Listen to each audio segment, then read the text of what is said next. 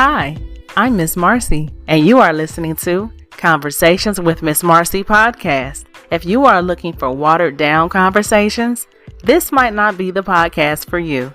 I'm just saying. Hey everybody, welcome to another episode of Conversations with Miss Marcie. I am Miss Marcie. So to my first time listeners, welcome. And to my every week listeners, thank you for your continued support. And to everybody, you could be listening to any podcast, but you choose to listen to this one. So for that, I appreciate you. All right, we're going to go ahead and get started. So I am joined today with two lovely guests. Two returning guests, actually. Mr. Mitigated Gal. What's up, famo? How you doing out there? And Miss Crystal. Hey, y'all. Welcome back, y'all. Thank you for having us and standing me. How's everybody feeling today? Pretty good. Heck yeah. Enjoying it. Hey, kind of salty, though, that the summer coming to an end. I know. You know what I mean? This is quick. Mm-hmm, it is. Lady season's running. Mm-hmm. And it's hot as hell outside today, too. Here in about another few weeks, though, it's going to be cold. Man, I actually don't mind when it get cool. I don't like when it's real hot like this. Fall and spring is my favorite. Yeah, my favorite is spring. So I guess we the kind of people, we don't like too much of something. Mm-hmm. So too much hot is bad. Too much cold is bad. I like it in between. Mm-hmm. Yeah, I like the fall and the spring. Like, so when that wind be blowing and my shirt be flapping like Michael Jackson with the white Oxford on. I like that. That's the best. I be liking the fall fashion, number one. Number two, my birthday is in November, so I'm fall birthday. And I just like the fall festivities. I like the potlucks and just all the colors. I love it. Love it. Yeah. So yeah. All right, y'all. So we're just gonna cut right into it. We ain't gonna play no games with y'all. We're gonna get straight to the topic. All right, so this topic actually came up last week after we got done doing the last podcast. You know, off the record, we was all just sitting here having a conversation, and Miss Crystal had, brought up something that she was kind of, dealing with or whatever within, family and stuff. And then it triggered us to talk about learned behavior, which is our topic for today. Learned motherfucking behavior. Mm-hmm. And I think that's something everybody can relate to. Everybody can, you know what I'm saying? Mm-hmm. You know something about it. So I guess I'll just go ahead and start off and say that we know learned behavior comes in different shapes and forms. Like it can be shown in racism. Well, no, racism is a learned behavior. Mm-hmm. Also, situations with family, like, what you were talking about last week. A lot of times that can come from learned behavior. Mm-hmm. So, I guess I'll just say, what you want to start off with, like what situations have you dealt with that, you could see it as a learned behavior, or do you as a person demonstrate some learned behavior that you may feel that you need to unlearn, that you learned, because even though it's learned, don't mean it's good. Yeah, that's facts. Mm-hmm. So, and a lot of times the learned behavior comes from childhood, comes from what you brought up, what you were, brought up seeing or whatever, or what you were taught to believe and things like that. So like I said, most of the time it's not good though. That's the thing about it. Yeah. So we are at a place where we have to unlearn. So I'm gonna let you take this one, Style. Go ahead, Crystal. See what you feel. With learned behavior, I still think at some point it becomes a choice. And the reason why I say that is because if you got a father that's an alcoholic, then you got two children, two sons. One learned he's an alcoholic because he watched his father, and the other one is not an alcoholic because he watched his father. And it's like two different choices.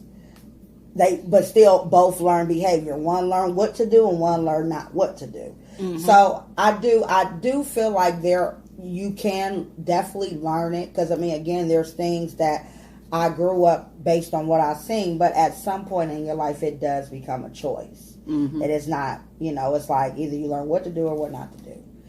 So that's my take on learned behavior. That's a good point, because sometimes you see parents, like you see a man who's a great father, and you may assume that his father was a great father, but actually his father was the opposite, and he's trying not to be like that father. So he's, you know what I mean, he's a better father.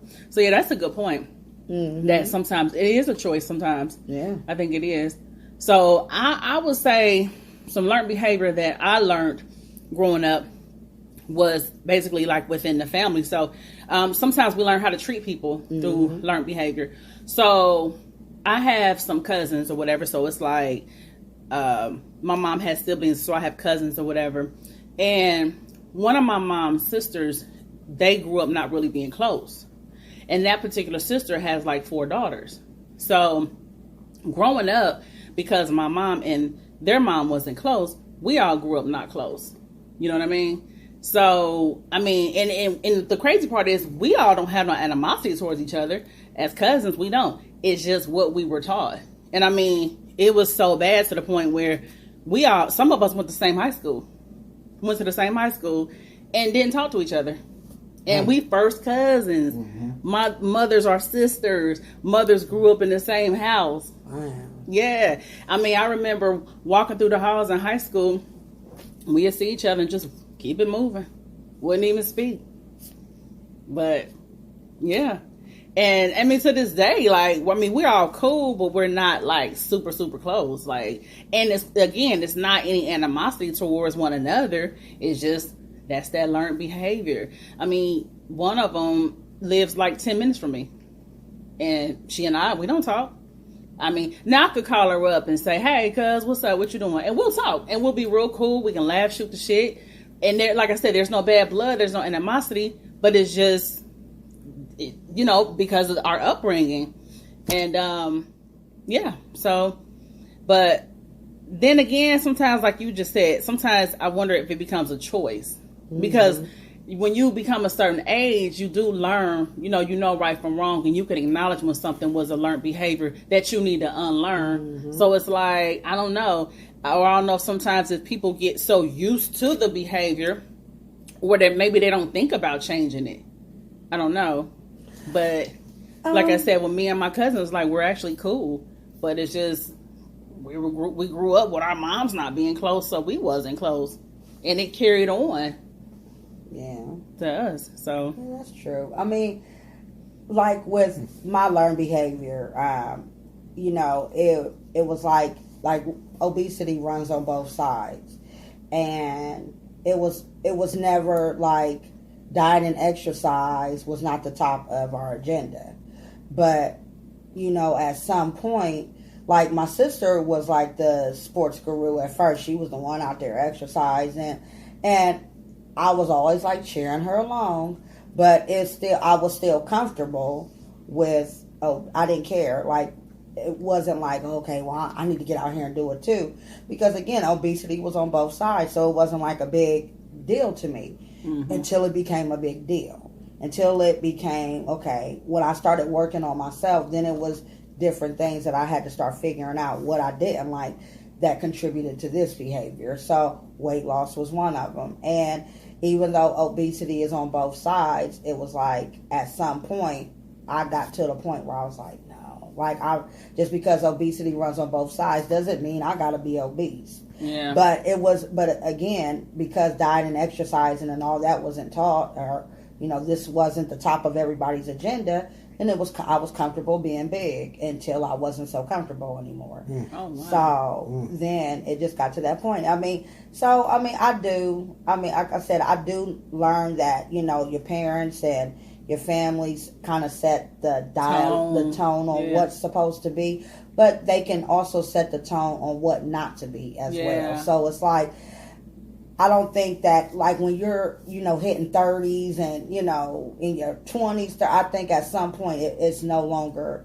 your parents' fault. It becomes yours. Yeah. Yep. So, I mean, like, that's my intake on learned behavior, because you can learn what to do and what not to do. Yep. Just because your dad, you know, say your dad might have been a drug addict, doesn't mean you gotta be with a man that's a drug addict or you gotta become one. Right. Or just because your mom was, something you don't like doesn't mean you got to be like your mom, because I'm sure as a child you didn't like what you seen. So, you know, it doesn't mean you have to be that person. Now, what about situations like this? So, what if situations where, as a child, you might have seen your father be abusive to your mom or something like this?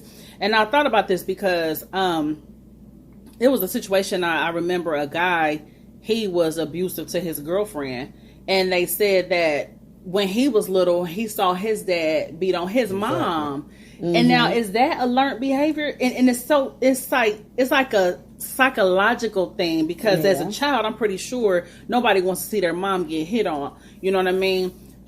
So it's like, then you turn around and you grow up and do the same thing. Like, I agree. I know a guy. Go ahead. That's what I was. So just sitting back, and I really enjoy this topic.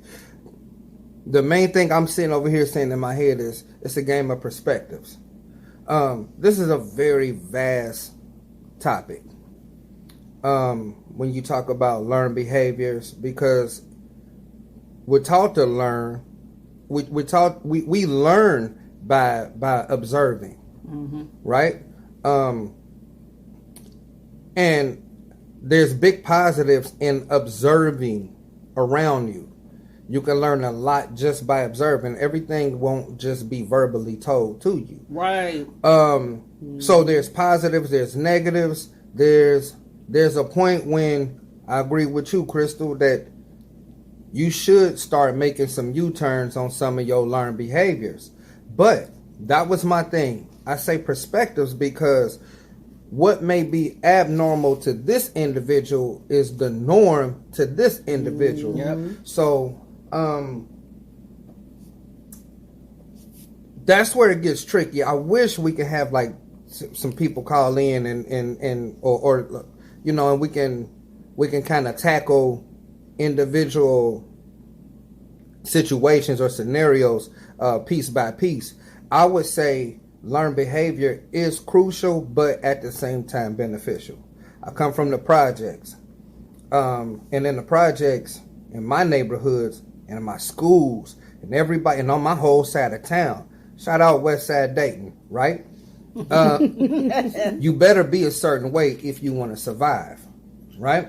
So my mom would tell me and teach me certain things as a child, you know, and she taught me stuff in the Bible and all of this. But when you get outside, you got to learn a whole nother book of business. You feel me? Yeah. So what you know on the inside, sometimes you're not exactly able to display it depending on the environment that you in. I was taught to love one another and be this type of individual. Well, having too much love in a toxic neighborhood and environment can get your ass killed.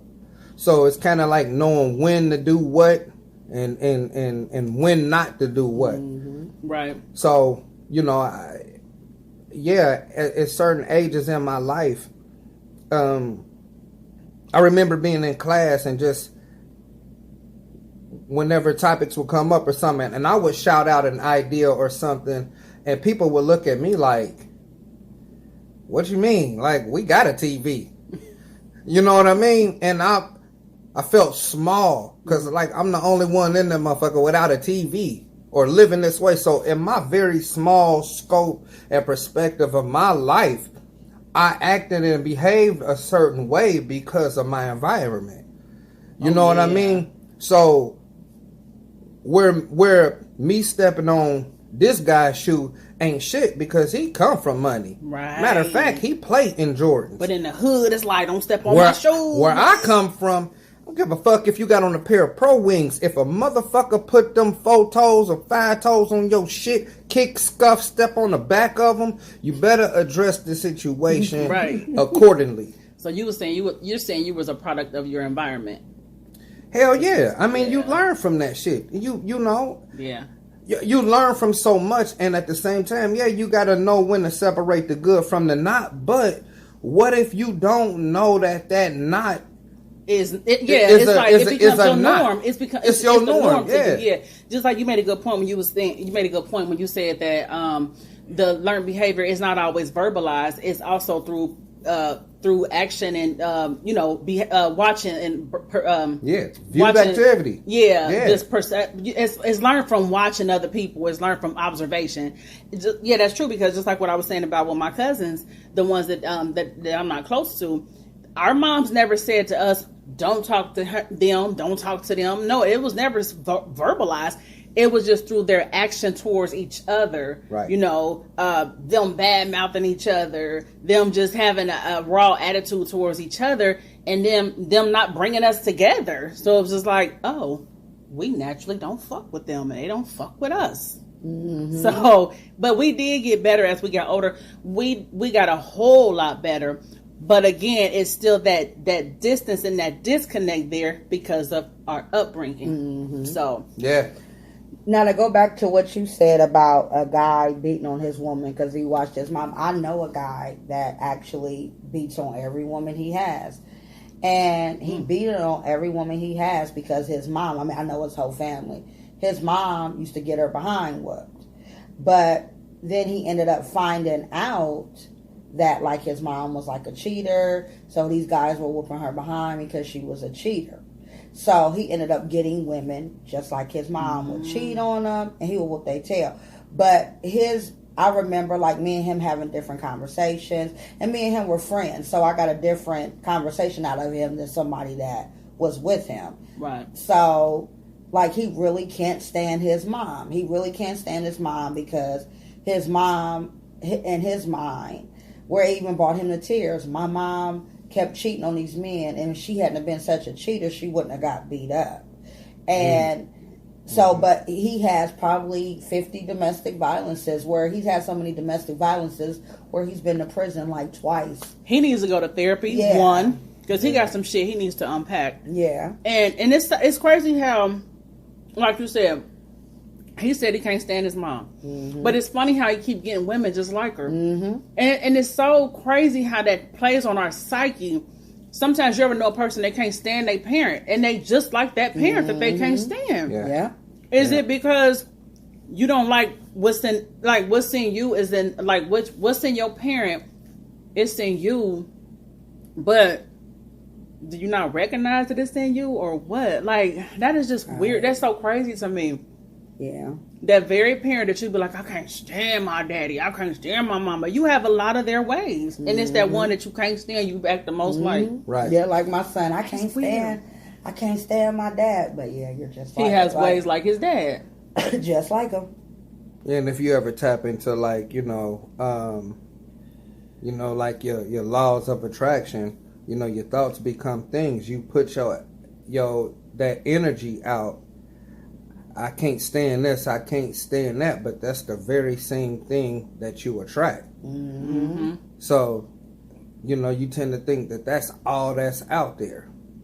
You see what I'm saying? Mm-hmm. Like, so that's why I say it's such a good topic.